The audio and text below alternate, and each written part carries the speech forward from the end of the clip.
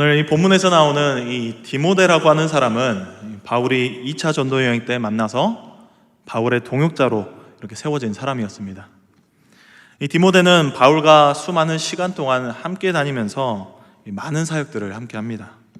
그리고 바울의 부탁으로 데살로니가 교회라든지 아니면 고린도 교회라든지 에베소 교회와 같이 이런 많은 교회들이 남아가지고 바울의 사역을 돕는 그런 목회 활동을 하기도 했던 사람이 바로 디모데였습니다. 특별히 이 디모데 후서는 바울이 사랑하는 동역자 이 디모데에게 보냈던 두 번째 편지입니다. 바울이 이 편지를 쓸 당시에는 로마 감옥에 갇혀 있었습니다. 이 감옥에 갇힌 채로 언제 자신이 죽을지도 모르는 그런 알 수 없는 절박한 상황 가운데 정말 간절한 심정을 담아서 사랑하는 디모데에게 편지를 써내려 갔습니다. 오늘 본문 1절을 보시면은 바울이 그 디모데에게 내 아들아 라고 먼저 말을 시작하고 있습니다. 바울과 디모데는 오랜 시간 동안 함께 하면서 복음 사역을 하고 또 그러면서 믿음 안에서 서로 굉장히 끈끈한 그런 관계를 맺어갔습니다. 그들은 실제로 이 혈육 관계는 아니었지만 그보다 더 진한 이 믿음 안에서 맺어진 아비와 아들의 그런 관계가 되었습니다. 아버지와 아들의 관계는 여러분들도 아시다시피 계산적으로 따지는 관계가 아닙니다. 조건 없이 사랑을 베풀어주는 존재가 바로 아버지이고, 그리고 아들은 아들이라는 이유로 아버지의 사랑을 조건 없이 받을 수 있는 자격이 있습니다. 때문에 바울은 이 믿음의 아들 디모데를 향하여서 아버지로서 사랑과 격려와 이 충고의 마음을 담아서 내 아들아 라고 간절한 마음으로 부르고 있습니다. 그리고 이어서 1절 하반절에 너는 그리스도 예수 안에 있는 은혜 가운데서 강해져라 라고 권면하고 있습니다. 바울은 목회 사역을 위해서 가장 먼저 필요한 것이 그리스도 은혜 가운데서 강해지는 것이 굉장히 중요하다는 사실을 너무나도 많이 경험을 하면서 깨닫고 있었습니다. 그래서 바울이 만약에 그리스도의 은혜가 없었다면은 여전히 그리스도인들을 핍박하는 그런 핍박자로 남아있을지도 모릅니다. 그러나 이 그리스도의 은혜로 거듭나가지고 복음을 전하는 그런 복음자로서, 복음을 전하는 그런 사명자로서 그렇게 삶을 살아갔고, 그리고 또한 하나님의 은혜에 의지하여서 강한 마음으로 지금까지 옥에 갇히는 그 순간까지도 사역할 수 있었던 것을 너무나도 깨닫고 있었습니다. 그렇기 때문에 사도 바울은 하나님의 은혜 가운데 거하면서 강해진 그 힘으로, 하나님께서 강하게 하신 그 힘으로 목회 활동을 할 것을 이 사랑하는 아들 디모데에게 전하고 있는 것입니다. 이처럼 성도에게 하나님의 은혜 가운데 강해져야 하는 이유는, 그것은 바로 사명을 감당하기 위해서입니다. 다시 말하면 하나님께서는 우리의 능력으로 우리가 스스로 강한 사람이 되길 원하는 것이 아니라 하나님의 강하심이 연약한 우리를 통하여서 드러내기를 원하신다는 사실입니다. 여러분들이 잘 아는 이 다윗과 골리앗 이야기를 통해서도 우리가 알 수 있죠. 이 다윗은 정말 신체적으로만 따지면 정말 골리앗과는 비교도 할 수 없는 그런 연약한 존재였습니다. 단기간에 아무리 막 열심히 운동을 하고 또 싸움을 하는 법을 배운다고 한들 이 선천적으로 타고난 이 골리앗을 이길 수 있는, 그리고 그보다 강해질 수 있는 방법은 없었습니다. 그런데도 불구하고 그런 아주 작고 연약한 소년 다윗이 골리앗을 쓰러뜨릴 수 있는 이유는 바로 하나님의 강하심을 다윗을 통하여서 하나님께서 보여주셨기 때문입니다. 마찬가지로 우리가 교회에서 각자 여러분들이 맡은 사역들과 그리고 역할들이 있을 것입니다. 어떤 분들은 교육부서에서 사역하시기도 하고, 또 어떤 분들은 회계단에서 사역하시기도 하고, 또 어떤 분들은 중보기도팀에서 찬양팀에서 여러 가지 각자 맡겨진 일들을 다 여러분들이 감당하고 있을 것입니다. 그런데 여러분들이 만약에 그렇게 여러분들이 맡고 있던 그 곳 가운데서도 여러분들의 능력을 막 입증하려고 하고, 그리고 남들에게 인정받기 위해서 사역을 한다면은 사람의 인정을 받을 수는 있겠죠. 굉장히 저 사람은 정말 능력이 있어서 정말 우리 부서에서 굉장히 힘이 돼, 이런 것처럼 능력을 인정받을 수는 있습니다. 그런데 그렇게 한다면은 그 사역하는 가운데 하나님을 가리게 되고 자신의 모습만 더욱더 드러내고 그렇게 강조하게 된다는 것입니다. 때문에 우리들에게 맡겨진 이 사역을 감당하기 위해서는 내 능력이 아니라 하나님의 은혜를 의지해서 하나님의 강하심을 드러내는 통로로 쓰임받는 우리들이 되어야 될 것입니다. 감옥에 갇혀서 사도 바울은 삶의 마지막을 바라보고 있었습니다. 그 가운데서도 사도 바울은 이 복음을 전하는 일은 포기할 수가 없었습니다. 우리가 사실 감옥에 갇히면 아무것도 할 수 없는 그런 너무나도 무기력한 모습으로 있었겠지만, 그럼에도 불구하고 사도 바울은 감옥에 매여 있었어도 자신이 가진 그 사명, 하나님께서 주신 그 사명, 즉 복음 전파를 포기할 수가 없었습니다. 그렇기 때문에 이제 자신이 아니더라도 자신이 신뢰할 수 있는 동역자였던 이 믿음의 아들 디모데를 통하여서 복음의 사역이 계속해서 이루어지기를 소망했습니다. 바울은 2절에 보면은 많은 증인 앞에서 내게 들은 바를 충성된 사람들에게 부탁하라고 권면합니다. 여기서 이 충성된의 헬라어는 피스토스라고 하는 단어로 믿을 만한, 신실한, 신뢰할 만한이라고 하는 뜻입니다. 다시 말하면 이 바울의 가르침을 다른 사람들이 다 듣고 똑같이 배웠지만 그 가르치는 자리에 아무나 세우는 것이 아니라 그 중에서도 정말 하나님을 신실하게 믿고 그를 정말 신뢰할 만한, 정말 누가 보더라도 하나님 앞에 경건한 그런 사람들을 세워가지고 그들에게 복음을 전하도록 부탁하라고 권면하고 있습니다. 한마디로 쉽게 말하면 제자훈련 사역을 시작하라고 디모데에게 권면하고 있는 것입니다. 우리가 학교에 가서 무엇을 배울 때 선생님과 제자의 그런 관계로 우리가 맺어지게 되죠.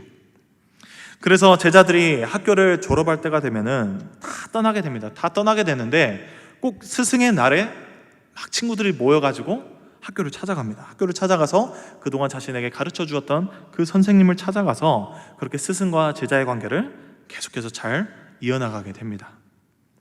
그런데 여기서 말하는 이 제자훈련은 학교의 이런 선생님과 제자의 관계와는 조금 다릅니다. 어떤 점이 다르냐면 이 제자훈련의 본질은 훈련을 시키는 이 교사의 제자가 되는 것을 더 넘어서 예수 그리스도의 제자가 되는 것이기 때문입니다. 디모데는 바울로부터 복음을 듣고 배웠습니다. 그리고 바울은 예수 그리스도로부터 복음을 듣고 배웠습니다. 결국 이 복음의 시작은 예수 그리스도부터 나온 것이기 때문에 전하는 자나 가르치는 자들도 다 예수님의 제자들이고, 그리고 듣고 배우는 자들 또한 모두 다 예수님의 제자가 되는 것입니다. 그러므로 이렇게 참된 믿음의 공동체는 모두가 함께 교회의 머리가 되시는 예수 그리스도를 함께 바라보고 그리고 함께 헌신하고 충성하는 그런 동역자들로 이루어지는 것이 바로 참된 믿음의 공동체라는 사실입니다. 그런 공동체가 우리 광주중앙교회가 되기를 축복합니다. 3절부터는 이제 그리스도인으로서 어떤 자세를 갖춰야 하는지에 대해서 이 사도 바울이 디모데에게 전하고 있습니다. 먼저 첫 번째로 좋은 병사, 두 번째로 경기하는 자, 세 번째로는 농부로서 갖춰야 할 이 세 가지의 모습에 대해서 권면하고 있습니다. 먼저 3절 말씀을 보시면 너는 그리스도 예수의 좋은 병사로 나와 함께 권한을 받으라 라고 권면합니다. 이 병사, 군사라고 하는 이 표현은 바울이 사실 서신서에서 몇 번씩이나 다른 자신의 동역자들에게도 썼던 표현이었습니다. 빌레몬서 1장 2절 말씀을 보시면 자매 아비아와 우리와 함께 병사된 아키뽀와 내 집에 있는 교회에 편지하노니 라고 했습니다. 여기서 이 아키뽀는 골로새 교회 교인으로서 바울의 복음 사역에 동참했던 정말 믿을 만한 정말 신실했던 그런 바울의 동역자였습니다. 그런 아키뽀에게 함께 병사된 자라고 표현하고 있습니다. 또한 빌립보서 2장 25절 말씀을 보시면 그러나 에바브로디도를 너희에게 보내는 것이 필요한 줄로 생각하노니 그는 나의 형제요 함께 수고하고 함께 군사된 자요 너희 사저로 내가 쓸 것을 돕는 자라라고 표현하였습니다. 이 에바브로디도라고 하는 사람은 바울이 감옥에 갇혔을 때 바울을 돕기 위해서 빌립보 교회에서 파송했던 바울의 신실한 동역자였습니다. 마찬가지로 이 디모데도 아키뽀와 같이, 에바브로디도와 같이 신실한 바울의 동역자로서 예수 그리스도의 좋은 병사로서 바울과 함께 고난을 받으라고 사도 바울은 권면하고 있습니다. 여러분들, 군인이 어떤 생활을 해야 되는지 군대를 다녀오신 분들은 다 아실 겁니다. 저도 입대했을 때만 생각하면은 정말 막막하고 상상하기도 싫습니다. 입대 전만 해도 정말 편안하게 먹고 싶을 때 먹기도 하고, 그리고 자고 싶을 때는 자고, 놀고 싶을 때는 노는 그런 행복한 나만의 그런 라이프를 즐겼는데, 입대 후에는 먹어야 할 때 먹어야 하고, 자야 할 때 자야 하고, 또 구보를 해야 될 때는 구보를 해야 되는 정말 정해진 군대의 규칙과 그리고 법에 의해서 모든 생활을 통제받아야 했습니다. 이처럼 군대에 들어가면은 우리가 개인의 삶은 다 내려놓아야 됩니다. 그리고 철저하게 규율 아래에서 훈련과 정해진 직책대로 움직이고 일해야 되는 곳이 바로 군대입니다. 그런데 제가 경험한 바로 이 군대에 가면은 병사들을 이 세 가지로 분류할 수가 있습니다. 이건 누가 정해준 건 아니고 그냥 제가 개인적인 생각으로 세 가지로 분류했습니다. 첫 번째로는 이 FM대로 정말 그냥 딱 맞춰진 그런 법과 규율에 따라서 열심히 정말 잘하는 A급 병사, 그리고 두 번째로는 최대한 편한 삶을 누리기 위해서 지휘자들의 눈을 피해서 어딘가에 잘 숨어있고 조용히 그림자처럼 지내는 병사, 그리고 마지막 세 번째로는 그냥 관심병사, 이렇게 세 가지로 분류를 했었습니다. 여기서 이 두 번째 병사를 제외하고 이 A급 병사와 관심병사를 기준으로 우리가 비교를 해보면, 관심병사는 이 군대의 규칙과 규율을 철저하게 무시하고, 그리고 훈련도 제대로 소화하지도 못하고, 그리고 관계적인 부분도 아무것도 안 되는 정말 이 관심을 유발하는 그런 병사입니다. 반대로 A급 병사는 이 군대 규칙을 정말 철저하게 잘 따르고, 그리고 정해진 훈련도 잘 소화하고 훈련도 잘 소화하면서 다른 내가 육체적으로 편하려고 내 스스로와 타협하지도 않고, 누구보다 일을 열심히 하면서 지휘관에 잘 순종하고 따르는 그런 병사를 A급 병사라고 합니다. 이러한 A급 병사는 사도 바울이 오늘 4절 하반절에서 말하는 것처럼 병사를 모집한 자를 기쁘게 합니다. 지휘관의 입장에서도 우리가 딱 보면은 관심 병사보다 A급 병사를 다 원할 것입니다. 너무나 당연한 일이죠. 때문에 이 병사를 모집한 자, 즉 지휘관의 기쁨이 되기 위해서는 자기 임무에 충실하고, 그리고 군대 내에서에도 이 규칙과 법에 순종하는 자가 되어야 됩니다. 자, 그렇다면 지휘관은 군대에 헌신하고 충실한 자들을 위해서 필요한 것들을 공급해 줄 수 있는 능력 있는 사람이 바로 지휘관이 됩니다. 우리에게 있어서 지휘관은 하나님입니다. 하나님께서 우리들을 부르신 분이시고, 그리고 그 부르심에 순종하는 자들에게 책임져 주시는 그 지휘관이 바로 우리의 하나님이 되십니다. 때에 따라서 주의 병사들에게, 군사들에게 필요한 믿음도 주시고 담대함도 주시고 지혜와 명철함을 베풀어 주시는 분이 바로 우리의 지휘관이 되시는 하나님이십니다. 그렇기 때문에 성도들은, 그를 믿는 주의 병사들은 그 은혜를 베풀어 주시는 지휘관 하나님을 믿고 말씀 안에 순종하고 충성하여서 항상 우리가 매일매일 영적 전쟁과도 같은 그 고난 가운데에서도 항상 늘 대비하고, 그리고 최선의 준비를 하는 그런 그리스도의 병사로서의 삶을 살아가시길 바랍니다. 두 번째로 사도 바울은 오늘 5절 말씀을 보면은 경계하는 자가 법대로 경계하지 아니하면 승리자의 관을 얻지 못할 것이며 라고 말합니다. 여기서 이 경계하는 자가 그냥 경계하는 자를 말하는 것이 아니라 법대로 경계를 해서 승리자의 관을 얻는 자가 되어야 된다고 합니다. 병사가 군대의 규율과 법과 규칙을 지키면서 이 지휘관에게 충성하는 것처럼 경기에 참여하는 자도 그 경기의 규칙과 법을 지키면서 경기를 해야 됩니다. 우리가 좋아하는 각종 스포츠에는 종목마다 지켜야 될 규칙이 있죠. 예를 들어서 축구는 골키퍼를 제외하고 모든 선수들은 손을 사용하면 안 된다든지, 그리고 수영 선수들은 자기에게 정해진 그 레일을 벗어나면 안 된다든지, 이러한 규칙을 따라서 다 경기를 합니다. 그런데 만약에 그 경기 가운데 이 축구 선수가 손으로 축구를 한다면, 만약에 수영 선수가 자신의 레일이 아니라 상대편의 레일을 넘어서 끝까지 그냥 넘어가 버린다면 그 경기는 무효가 되고 그 경기에 참여한 자는 결국 실격을 하게 될 것입니다.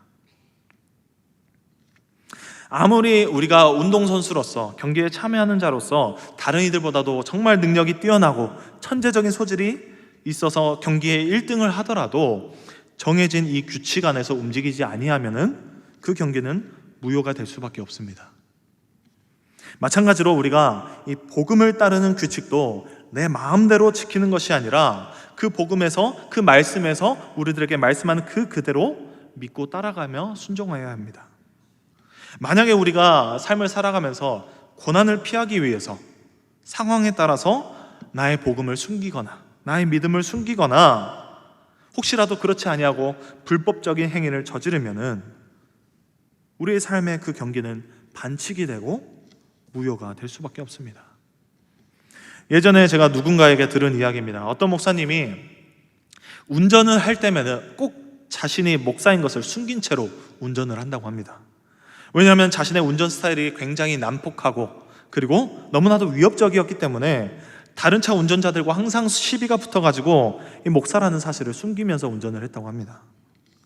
그런데 만약에 자신이 이 목사라는 사실이 드러나게 되었을 때 너무나도 본인이 창피할 것을 알았기 때문에 그렇게 목사라는 사실을 숨기고 운전했다고 합니다. 심지어는 출근하는 도중에도 이 운전할 때 넥타이도 다 풀어놓고 최대한 목사라는 것을 들키지 않기 위해 이 양복 위에 가죽 자켓 같은 거를 걸쳐가지고 자신의 신분을 숨겼다고 합니다. 그래서 어느 날 이 목사님이 평소와 같이 정말 운전을 거칠게 하다가 이 노란불이 되었을 때 딱 우리가 생각하면 딱 멈춰야 되는데 그 목사님은 멈추지 아니하고 딱 그 순간에 이 노란불 안에 신호를 딱 그렇게 지키면서 지나갈 수 있을 거라고 생각해서 엑셀을 밟아가지고 그렇게 지나다가 이 빨간불이 되는 바람에 신호 위반이 되었다고 합니다. 그런데 하필이면 또 그날에 이 신호등 맞은편에 경찰차가 있어가지고 자신이 신호 위반해가지고 그 경찰차에게 잡혔다고 합니다. 그래가지고 어쩔 수 없이 이제 창문을 내려가지고 자신의 신분증을 이제 경찰에게 제시했는데 그 신분증을 받은 그 경찰이 그 목사님이 사역하시던 그 교회의 성도였던 것입니다. 그때의 부끄러움은 이 목사님이 정말 숨길래야 숨길 수가 없었다고 합니다. 그래서 그 이후로 목사님께서는 하나님 앞에 회개하고 내가 이런 일상의 삶에서도 정말 복음을 증거하고 목사로서의 덕을 보여야 되는데도 불구하고 내가 그렇지 못함을 하나님 앞에 회개하고 그때부터 정말 차라리 목사라고 떳떳하게 다니면서 안전운전, 모범운전을 했다고 합니다. 그런 것처럼 우리가 우리의 삶을 편하게 살기 위해, 고난을 피하기 위해 복음을 숨기고 그리스도인으로서 직분을 감추고 살아간다면 올바른 법대로 참여하는 그런 경기자가 될 수가 없습니다.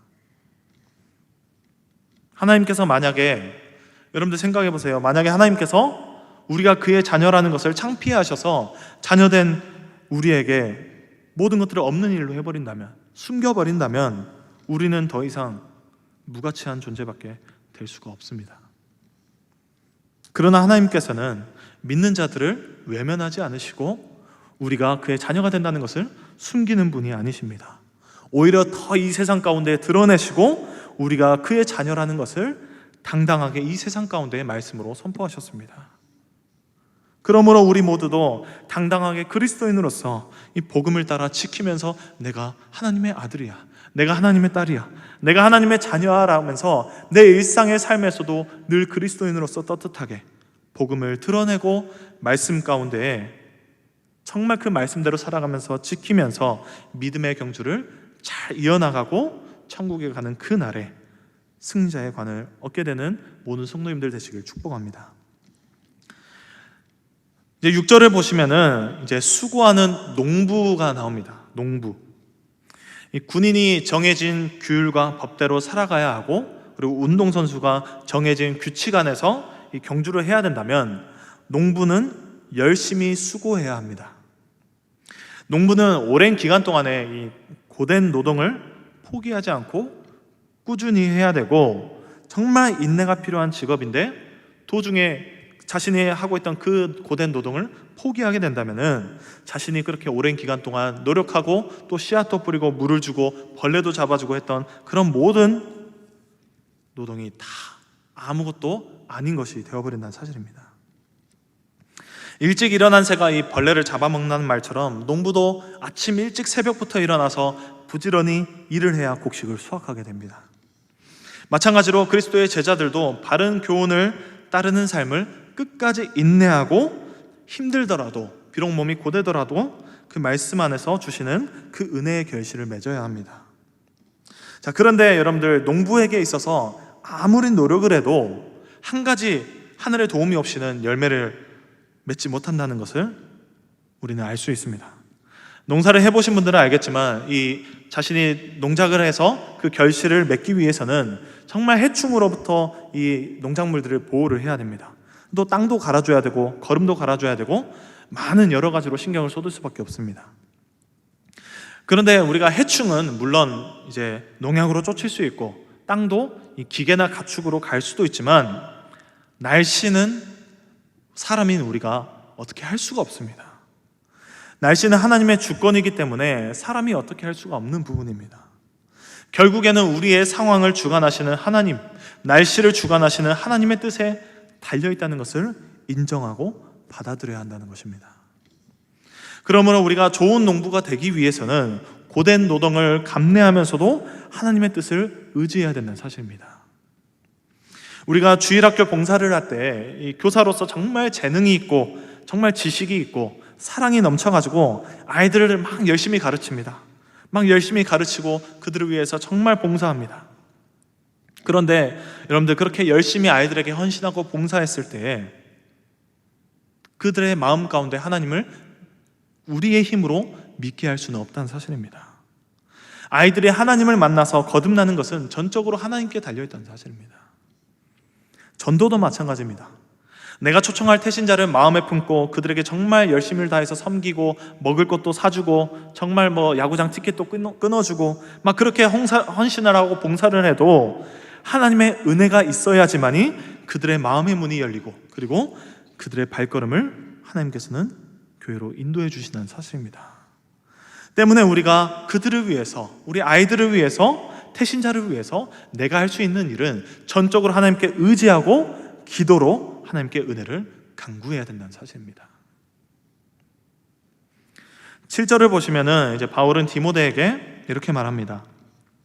내가 말하는 것을 생각해 보라. 주께서 범사에 내게 총명을 주시리라 라고 말했습니다. 여기서 말하는 총명은 통찰력 그리고 지혜를 말합니다. 지혜와 총명함은 여러 상황에서 어떤 상황을 돌파를 하기 위해 필요한 그런 사용되는 능력을 말합니다. 골로새서 1장 9절 하반절 말씀을 보면 이렇게 나와 있습니다. 골로새서 1장 9절 하반절에 너희로 하여금 모든 신령한 지혜와 총명에 하나님의 뜻을 아는 것으로 채우게 하시고 라고 나와 있습니다. 결국 이 총명이라고 하는 것은 하나님의 깊은 뜻을 아는 능력을 말합니다. 결국 이 하나님의 깊은 뜻을 아는 것도 결국 하나님이 주시는 지혜와 총명함으로 가능한 일이라는 것입니다. 그러므로 우리가 하나님께 충성된 병사로서 그리고 법대로 경계하는 자로서 그리고 수고하는 농부와 같은 그런 농부로서 우리가 이런 시간들을 통하여서 그런 훈련들을 통하여서 그리고 그런 세 가지의 제자 훈련을 통하여서 하나님이 주시는 이 총명함으로 하나님의 뜻을 분별할 수 있게 되는 것입니다. 그리고 이 총명을 통하여서 오늘 본문 1절에서 말하는 것처럼 성도들은 하나님의 은혜 가운데 강해질 수 있고 그리고 다른 이들에게 복음으로 살아가는 그런 삶을 가르칠 수 있게 되는 것입니다. 바울은 이 택함받은 자들을 위해서 고난을 당하신 예수 그리스도를 믿었기 때문에 자신도 고난을 참을 수 있었습니다. 그래서 본문 9절에서 말하는 것처럼 복음으로 말미암아 내가 죄인과 같이 매이는 데까지 고난을 받았으나 하나님의 말씀은 매이지 아니하리라. 즉 자신이 죄인과 같이 정말 옥에 매여가지고 고난을 받고 있었지만 그 고난을 인내하며 매이지 않는 그 하나님의 말씀이 이 땅 가운데 전해지는 것을 자신의 사명으로 삼았습니다. 이것은 바울을 포함하여서 우리 모두에게 주어진 사명입니다. 우리도 택함받은 자로서 고난을 참을 수 있는 것은 오늘 본문 10절에서 말하는 것처럼 예수 안에 있는 구원과 그리고 영원한 영광이 우리에게 있기 때문입니다. 그러므로 광주중앙교회 모든 성도님들이 참된 제자로서, 좋은 병사로서, 그리고 경계하는 자로서, 수고하는 농부로서 영원한 영광 곧 부활의 은혜를 누리며 살아가는 주의 백성들이 되시기를, 그리고 참된 주님의 제자가 되시기를 주님의 이름으로 축복합니다.